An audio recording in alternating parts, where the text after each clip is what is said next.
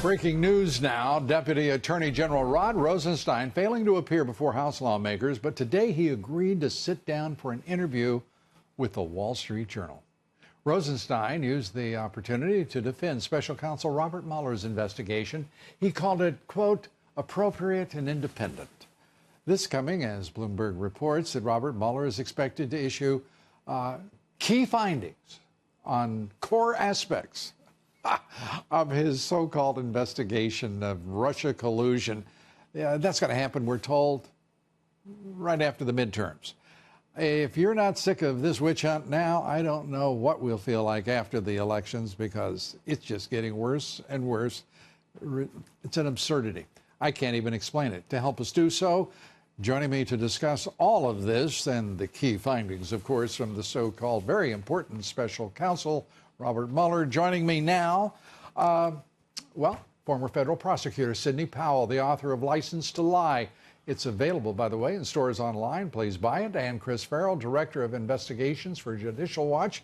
Go to judicialwatch. It's .org, isn't it? Yes, it is. I think you ought to go there, too. Good to see you both. Let's start, Sidney, with what is going on with Rosenstein. I'm really getting tired of him. I'm really tired of him. I'm tired of Bob Mueller. These are supposed to be high-powered attorneys of some kind.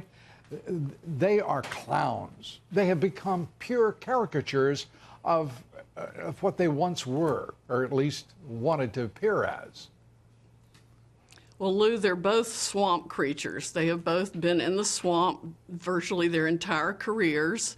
They've known each other for a long time. I think at one point Rosenstein was actually under Mueller in the Department of Justice. He was? I've got an article in the Daily Caller out today talking about how the jig is up for Mr. Mueller, not because he wouldn't like to drag it out as long as Mr. Trump is president, but because Mr. Trump holds all the cards now in a list of 10 documents that I've also tweeted at Sidney Powell, the #1, that we could have declassified with the wave of the president's hand.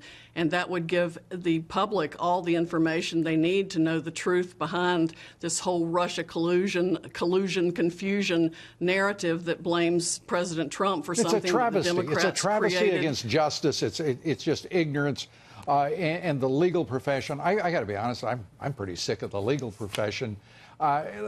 Chris, give us your best thoughts on what the president ought to do here.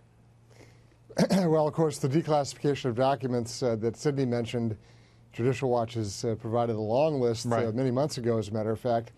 And then I guess they've hit the pause button on Mr. Rosenstein's departure. But look, he's a fact witness. He's disqualified. He's conflicted. He cannot be removed Why from isn't the there Justice anyone? Department. Shouldn't there be someone? I mean, let's assume that all of the 20,000 lawyers in the Justice Department, there have to be, 80% of them of high integrity? And the rest apparently are rats who run the place. I mean, I don't get it. Why isn't there somebody saying this has got to stop? More than 2 years of investigation, the FBI investigation, the special counsel, there's nothing. Why are we persisting in this, Sidney? Because the two people at the top of the Justice Department have been confirmed by the Senate and are allowing this to happen and party to it. I mean, as soon as Sessions recused himself, he just totally betrayed the trust of the president to handle the Department of Justice. And it's going to take a new attorney general or a new deputy attorney general to straighten it out and do a whole lot of house cleaning with Clorox and fire hoses. Well, why don't I ask both of you as well, what to do about the border? We understand the loopholes. We understand the radical Dems will not cooperate. Chuck Schumer means to absolutely strip any impediment against illegal immigration, the trafficking of the most deadly drugs facing this country and claiming literally millions of lives over the decades. He means for that to stay open, and he means for those illegal immigrants to vote Democrat. What are we to do? I think there's a very... Go ahead, Chris, you started. Go ahead, Chris. Sure. The answer is a one-sentence order to the Department of Defense, and that one sentence is secure the southern border of the United States, period. That fixes a host of problems. Right. Go ahead, Sidney. It would. And I would add to that an executive order by the president under 8 United States Code 1182F that stops all immigration immediately, with the exception of peoples whose names are already on the list for lawful entry, to be evaluated for that, and take the funding that is being given to countries who are sending their people here, as the president and use has that said, to build that to build the southern border wall immediately. That executive order could be entered tomorrow. It's consistent with the Supreme Court's decision in Hawaii versus Trump. It's consistent with the statute. Just stop it all. And that would put the pressure on Congress to come back from the recess and do its job to create the laws it needs to create. Very quickly, Chris, you get the last word.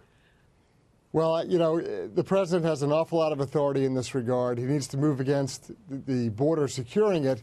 He also needs to declare the cartels to be foreign terrorist organizations. Those two elements alone would change the playing field dramatically. Sidney, Powell, Chris, Farrell, I think we're getting there. Thank you both. Appreciate it.